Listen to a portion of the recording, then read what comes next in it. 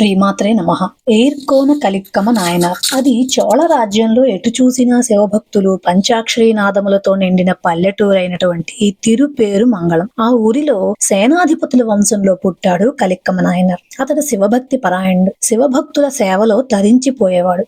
అక్కడ తిరుపుంగూరు అనే ఊరిలో ఆ మహాదేవుని ఆలయంలో స్వామిని సేవించుకునేవాడు. అతడు స్వామికి భక్తుడు. నాయనార్లో ఒకరు అయినటువంటి సుందరర్ గురించి విన్నాడు. ఆ సుందరర్ ఎవ్వరిని ఏమీ అడిగేవాడు కాదట. ఏమిచ్చినా నా మహాదేవుడే ఇవ్వాలి తప్ప ఇంకెవరో ఇచ్చేవారే కాదు అని అనేవాడట. అటువంటి భక్తుడికి ఆ మహాదేవుడు సేవకుడిగా మారి సుందరరుకు అతని భార్యకు మధ్య రాయబారిగా మారి అతని భార్య వద్దకు వెళ్ళాడట. ఇది ఒక కథ. ఈ విషయాన్ని విని కలిక్కమ నాయనారు అతని ఆగ్రహం కట్టలు తెంచుకుంది. ఏమిటి, ఒక సేవకుడు తన యజమానికే పని చెప్తాడా? మనం అంతా పరమేశ్వరుని సేవకులం. అంతేకాకుండా తన భార్యని సముదాయించడానికి స్వామినే సేవకుడిగా పంపుతాడా? ఎంతటి ఘోరం! ఈ విషయం విన్నాక కూడా నేను బతికే ఉన్నానా?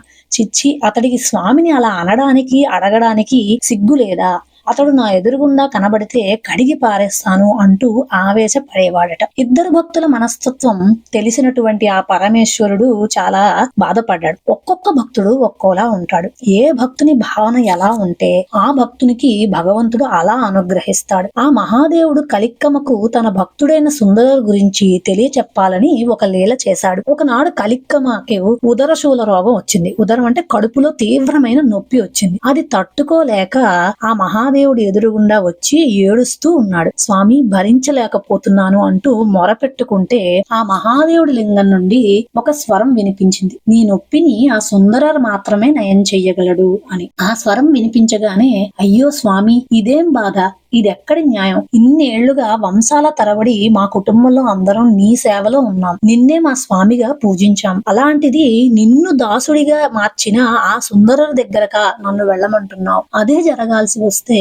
నేను ఈ బాధతో చనిపోతాను, కానీ నిన్ను దాసునిగా చేసిన వాడి దగ్గరకు నేను వెళ్ళను అంటూ భోరున ఏడ్చాడు. అయితే ఆ మహాదేవుడు సుందరర్ కోసం సేవకుడిగా ఎలా మారాడో ఈ భక్తుడి కోసం కూడా మహాదేవుడు ఆ సుందరర్ దగ్గరకు వెళ్లి కలిక్కమకు వచ్చిన కడుపు నొప్పి గురించి చెప్పి తగ్గించమని చెప్పాడు. స్వామికి నమస్కరించి సుందరర్ తాను వస్తున్నాను అనే విషయాన్ని కలిక్కమ నాయనారుకు ఒక మనిషి ద్వారా వార్త పంపించి తాను కూడా కాసేపటికి బయలుదేరాడు. సుందరర్ వస్తున్నాడని తెలిసిన కలిక్కమ నాయనారు తన స్వామిని అవమానించిన వాడి ద్వారా తనకు వ్యాధి తగ్గకూడదు, మందు లభించకూడదు అని అనుకున్నవాడే తన దగ్గరున్న కత్తితో తన కడుపులో పొడుచుకుని సుందరర్ వచ్చేలోగా ప్రాణం తీసుకుంటాడు. అది చూసిన కలిక్కమ నాయనారు భార్య, అంటే మనం ముందు చెప్పుకున్న మనకంచర్ నాయనార్ కథలో అంటే మనకంచర్ నాయనార్ యొక్క కూతురు చూసి కన్నీరు మున్నీరై తాను కూడా ప్రాణాలు వదలాలి, తన భర్త పోయాడు అని అనుకుంటుంది. ఇంతలోగా సుందరర్ ఊరికి వచ్చేస్తాడు. వాళ్ళ ఇంటి గుమ్మం దగ్గర ఉన్నాడని ఒక వ్యక్తి చెప్పగానే ఆమె తనను తాను నిగ్రహించుకుంటుంది ఏడవకుండా. ఇంటి గుమ్మంలో ఉన్న అతిథిని ఆహ్వానించాలి, వారికి మర్యాదలు చేయడం ఒక గృహస్థు యొక్క కర్తవ్యం, లేదంటే ఆ పరమేశ్వరుడు క్షమించడు అనుకుంటూ ఆమె తన భర్త దేహాన్ని తీసుకుని గదిలోకి దాచి అంటే మంచం మీద పడుకోబెట్టి బయటకు వచ్చి తన కుటుంబ సభ్యులతో చెప్తుంది. ఈ విషయాన్ని సుందరర్ గారికి చెప్పవద్దు అని. సుందరర్ గారికి ఎదురేగి వెళ్లి అతనికి హారతిచ్చి అతన్ని ఆహ్వానించి అన్న ఇంట్లోకి రా అని పిలుస్తుంది. సుందరర్ ఇంట్లోకి వస్తూనే, అమ్మా, ఆ పరమేశ్వరుని ఆజ్ఞ, కలిక్కమకు కడుపు నొప్పి వచ్చిందని దానికి మందు ఇవ్వమని నాకు చెప్పాడు అని చెప్తాడు. అంతకు ముందే అక్కడున్న వారికి ఆమె జరిగిన విషయాన్ని సుందరర్కి తెలియజేయొద్దని చెప్పింది కదా, కాబట్టి వారంతా, అయ్యా సుందరర్ గారు, కలిక్కమ బాగానే ఉన్నాడు, లోపల విశ్రాంతి తీసుకుంటున్నాడు అంటూ చెప్తారు. లోపలికి సుందరర్ వచ్చి చూడగానే రక్తపు మొడుగులో పడి ఉన్న కలిక్కమను చూస్తాడు. తన రాక ఆలస్యమైన కారణంగా, తన పరమశివుడి ఆజ్ఞను పాటించలేకపోయాడు అనే బాధ కారణంగా, అంతేకాక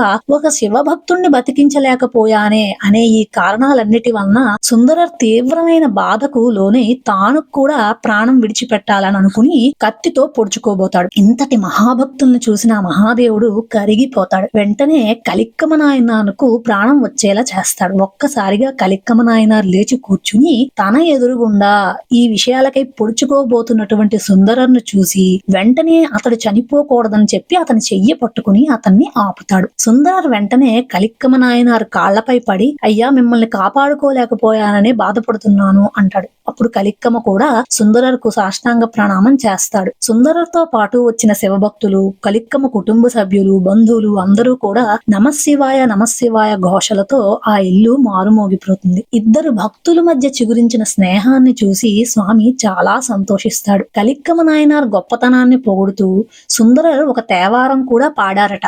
ఆ తేవారం ప్రకారం కలిక్కమ వారి ప్రాంతంలో ఒకసారి చాలా తీవ్రమైన కరువు ఏర్పడితే తనకున్న కొన్ని ఎకరాల భూమిని ఆ మహాదేవుడి కోవెల కైంకర్యం కోసం రాసిచ్చి తన భక్తులను కాపాడమని కోరుకుంటాడు. అప్పుడు భక్తుల కోరికలను తీర్చడం కోసం అన్నదానం కూడా చేశాడట కలిక్కమ నాయనార్. అదంతా చూసిన మహాదేవుడు విపరీతంగా వర్షాలు కురిపిస్తాడు.